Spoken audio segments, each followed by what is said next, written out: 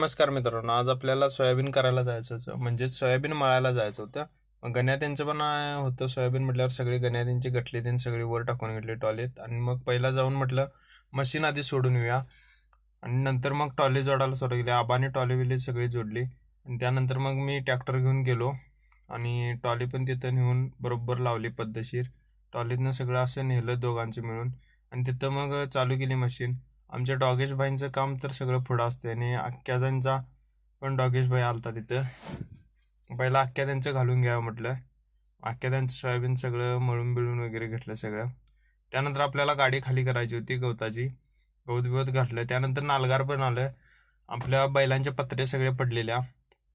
पत्रे या दिवसात आता पाहिजेतच म्हटलं, कारण आता पेरणी करायची आहे, इकडं तिकडे जायला लागतंय. पत्र्याने ते आपले बैल चालत नाहीत. मग पत्र्या बित्र्या मारून घेतल्या आणि शाळू पेरणीला आलो. मग मी असं नांगरी मारालतो आणि मम्मी पाटणं असं मग शाळू टाकालती. एक नंबर हंगाम होतं, त्यामुळं आजची पेरणी मग आमची भारी झाली आणि बरं वाटलं. सोयाबीन काय वर्षी गावलंच नाही. मग भावानं असं सगळं मुजवायला चालू केलं. असं टोना बिना मारून घेतला आणि आपली एमईटी लई दिवसां बाहेर काढलेली. आता त्याचं फायरिंग तुम्ही बघाच कसं वाटतंय ते, आणि कमेंटमध्ये नक्की सांगा.